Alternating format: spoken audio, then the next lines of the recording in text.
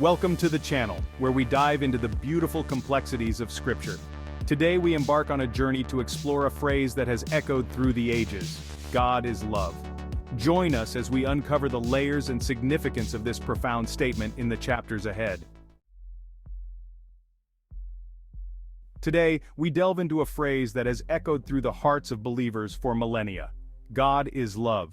On the surface, it might appear as a simple declaration of affection, a sentiment we all hold dear and experience in our daily lives. However, within the sacred texts, especially in 1 John 4:8, it unveils a profound theological truth, revealing the very essence of God's nature and God's relationship with humanity. To truly understand this concept, we need to embark on a little journey through the fascinating world of the original language. In 1 John 4:8, the verse reads, "Oti o theos agape estin," ho theos agape estin. Now, for those unfamiliar with Greek, the key word here is agape. It's not simply a synonym for the fleeting affection or romantic love we might encounter in our everyday lives. Agape is a unique type of love, a profound, selfless, and unconditional affection. It actively seeks the good of the other with no expectation of reciprocation. But here's where things get truly interesting. Look closely at the sentence structure. The word agape precedes the verb is. In Greek, this construction can signify that agape isn't merely an attribute God possesses like kindness or power. It suggests something far more fundamental. Some scholars, like C.S. Lewis, have used the analogy of light to explain this concept. Just as light defines the sun's essence, agape defines the very essence of God, the core of who God is. Now, some scholars might disagree. They might argue that the subsequent verses in 1 John elaborate on God's love through actions, not essence. But here's a crucial point to consider. These acts of love, like sending Jesus Christ, wouldn't be possible if love wasn't already inherent in God's being. Think about it for a moment. If God is the ultimate source of all that is good, then love, the purest form of good, must be at the heart of God's nature.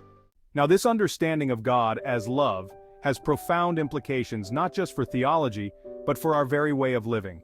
It means that love isn't just a commandment we're obligated to follow, it's more than a reflection of God's own character, a character that compels us to cultivate agape love in our own lives. It's part of God's very essence. It compels us to actively seek the good of others, just as God relentlessly seeks our own good.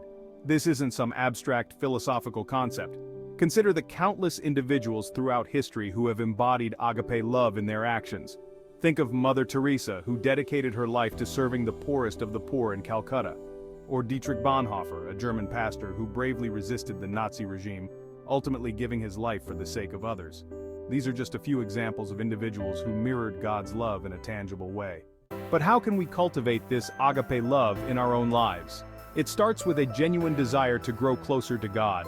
As we immerse ourselves in Scripture and prayer, we begin to understand the depth and breadth of God's love for us. This understanding then spills over into our interactions with others.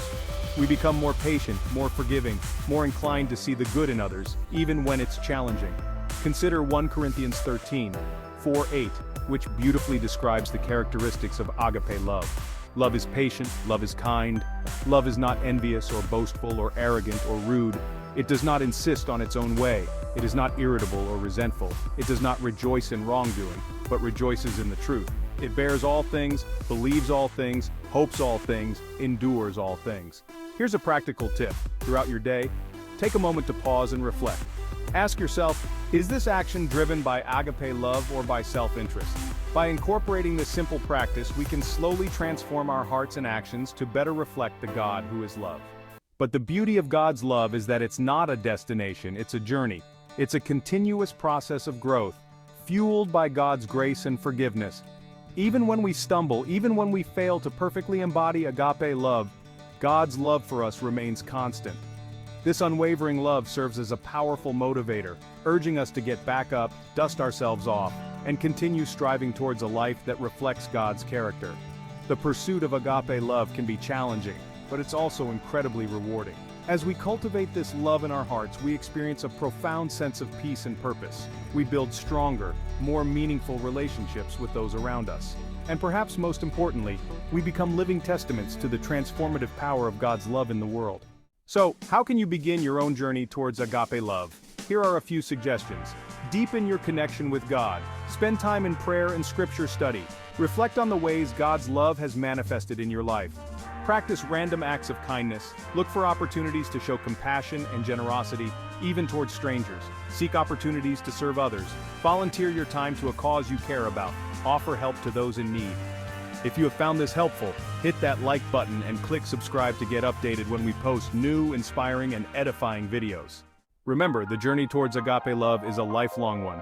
There will be setbacks, there will be challenges, but with God's help and a commitment to continual growth, we can all embody this transformative love in a greater way. Thank you for joining us on this exploration of what it truly means for God to be love. May your own life be a reflection of God's boundless love. Until next time, keep seeking truth, keep growing in faith, and keep spreading love in the world.